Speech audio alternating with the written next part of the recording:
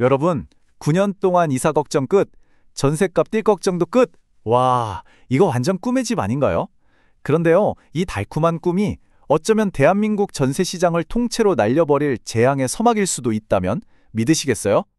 자, 그럼 먼저 이 달콤한 꿈부터 한번 제대로 맛볼까요? 이름하여 9년 전세. 이게 도대체 뭐길래 세입자들한테는 거의 로또 당첨급 소식이라는 건지 한번 보시죠. 아, 진짜 상상만 해보세요. 우리 2년마다 돌아오는 그 지긋지긋한 이사, 부동산 앱 보면서 눈은 침침해지고 짐 싸고 풀고 거기에 중개수수료, 이사비, 돈은 돈대로 깨지죠. 바로 그 스트레스에서 무려 9년 동안 완전히 해방된다는 겁니다. 와, 이거 진짜 되기만 하면 대박이겠죠? 이게 바로 세입자들이 꿈에 그리던 세상인 거예요. 매번 이사 난민처럼 이 동네 저 동네 떠돌아다닐 필요가 없는 거죠. 우리 애들 맨날 전학 다니느라 친구 사귈 틈도 없었는데 이제 그럴 일 없고요. 주변 전셋값이 막 미친 듯이 올라도 일단 나는 안전한 겁니다. 내 삶의 안정성이라는 든든한 닻을 내리는 거죠. 핵심은 바로 이거예요. 이 법안을 추진하는 사람들의 생각, 그 중심에는 아주 따뜻한 마음이 있는 겁니다. 아니, 집 때문에 사람들 삶이 이렇게 송두리째 흔들리는 건 막아야 하지 않겠냐. 예측 가능한 미래 정도는 보장해줘야 한다. 이런 좋은 의도에서 모든 게 시작된 거죠. 자, 여기까지는 정말 달콤했죠? 그런데 모든 이야기에는 동전의 양면이 있는 법. 지금부터가 진짜 머리 아픈 이야기입니다. 세입자의 이 꿈이 누군가에게는 끔찍한 악몽이 될 수 있다는 사실. 자, 지금부터 집주인의 머릿속으로 한번 들어가 보겠습니다. 이건 누가 착하고 나쁘고 이런 감정의 문제가 절대 아니에요. 그냥 아주 차가운 경제 논리의 세계입니다. 한번 보세요. 집주인한테 집이 그냥 벽돌 쌓아놓은 건물일까요? 아니죠. 평생을 맞춰모은 내 가장 소중한 자산이고 내 노후를 책임져줄 연금이고 어떻게 보면 내 경제적 자유 그 자체란 말입니다. 그런데 갑자기 나라에서 와서 자, 당신 집 앞으로 9년 동안은 당신 마음대로 못 씁니다 하고 도장을 꽝 찍어버리는 거예요.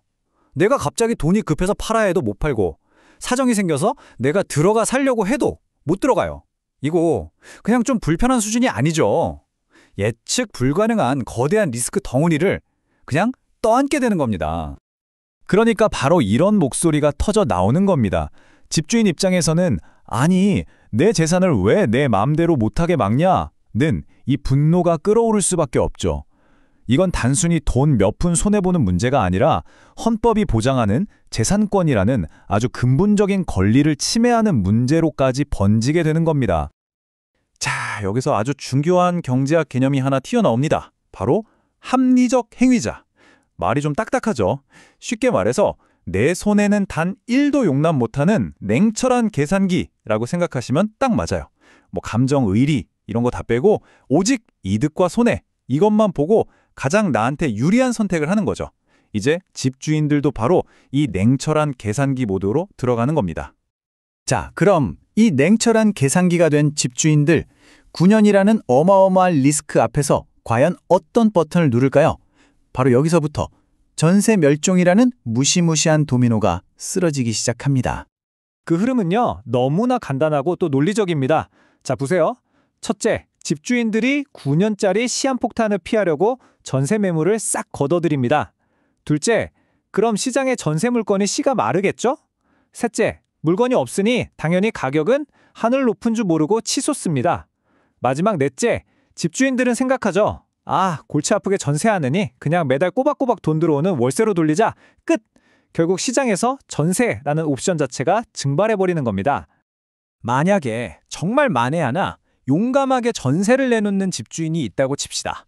그럼 그 가격은 어떨까요? 상상을 추월할 겁니다. 집주인 머릿속 계산기는 이렇게 돌아가요.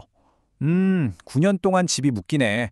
그동안 세금 오를 리스크, 금리 변동 리스크, 집값 하락 리스크. 좋아. 이 모든 9년치 리스크 비용을 전세금에 몽땅 다 때려 넣자. 이렇게 되는 거죠. 지금 5억 하는 전세가 하루아침에 10억, 15억이 되는 정말 말도 안 되는 상황이 벌어질 수 있다는 겁니다. 결국 시장의 모습은 이렇게 그려집니다. 전세 매물은 그야말로 멸종 수준으로 사라지고 가뭄에 콩나듯 나오는 전세는 부르는 게 값이 되고요. 그럼 나머지 대다수의 사람들은 맞습니다. 울며 겨자 먹기로 살인적인 월세를 감당해야 하는 상황에 매몰리는 거죠. 이 법이 가져올 진짜 비극, 가장 무서운 결과는 바로 이겁니다. 대한민국 주거시장에 보이지 않는 거대한 벽을 세워서 두 개의 세상으로 갈라놓는다는 점이에요.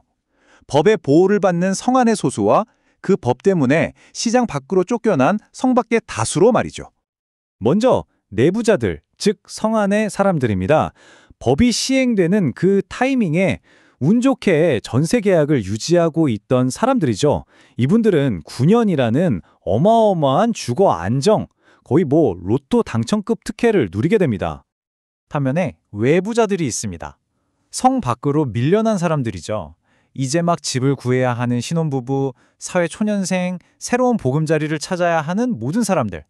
이들은 전세는 아예 구경도 못하고 폭등한 월세만 가득한 텅 빈 시장에서 그야말로 생존 전쟁을 치러야 하는 겁니다. 경제학에선 이런 상황을 이중시장이라고 불러요. 이게 뭐냐면요.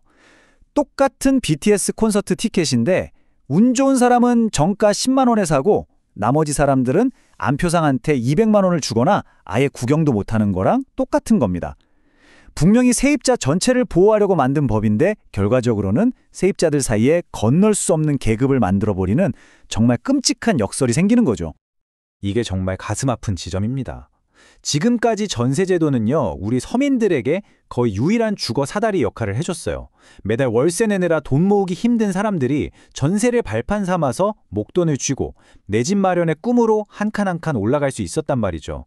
그런데 이 법은 어쩌면 그 마지막 남은 희망의 사다리를 그냥 걷어차버리는 결과를 낳을 수도 있다는 겁니다. 자, 그럼 어떻게 해야 할까요? 이렇게 꼬일 대로 꼬인 문제를 그냥 보고만 있어야 할까요? 무조건 안 돼, 무조건 이렇게 해! 라고 윽박 지르는 것 말고 더 똑똑한 방법은 정말 없는 걸까요? 다행히 여기서 아주 현명한 해법의 실마리가 보이기 시작합니다. 우리에게는 두 가지 도구가 있습니다. 바로 채찍과 당근이죠. 채찍은 뭐예요? 너 말 안 들어? 무조건 해! 이렇게 강제로 통제하는 겁니다. 반대로 당근은요. 와, 이거 해주시면 제가 진짜 좋은 거 드릴게요 하면서 스스로 움직이게 만드는 거죠. 9년 의무 계약은 딱 봐도 채찍이죠. 그렇다면 이 문제를 당근으로 풀어보면 어떨까요? 여기서 등장하는 기가 막힌 아이디어가 바로 상생임대인입니다. 9년 계약을 강제로 시키는 게 아니라 자발적으로 스스로 세입자랑 오래오래 좋은 관계를 맺는 착한 집주인에게는 국가가 아주 파격적인 당근을 선물로 주는 겁니다. 그 당근이 뭐냐고요? 예를 들면 이런 것들입니다. 장기 계약을 맺어주면 매년 내는 재산세, 종부세 확 깎아주고요. 나중에 집 팔 때 내야 하는 양도소득세도 어마어마하게 줄여주는 겁니다. 자, 그럼 집주인들 계산기가 어떻게 돌아갈까요? 9년 묶이는 건 좀 그런데 세금을 이렇게나 아낄 수 있다고? 이건 못 참지 하면서 스스로 장기 전세 매물을 내놓기 시작하는 겁니다. 윽박지르지 않아도 시장이 자발적으로 움직이는 거죠. 이게 바로 인센티브의 힘입니다. 결국 우리의 선택은 이 두 갈래길 앞에 놓여 있습니다. 좋은 의도 하나만 믿고 모두를 옥죄는 강제와 통제라는 채찍을 휘두를 것인가, 아니면 각자의 이익을 존중하면서 스스로 움직이게 만드는 자유와 인센티브라는 달콤한 당근을 제시할 것인가. 여러분은 생각하시기에 과연 어떤 길이 우리 모두가 함께 웃을 수 있는 더 나은 집을 만드는 길일까요? 지금까지 에이그널 경제였습니다.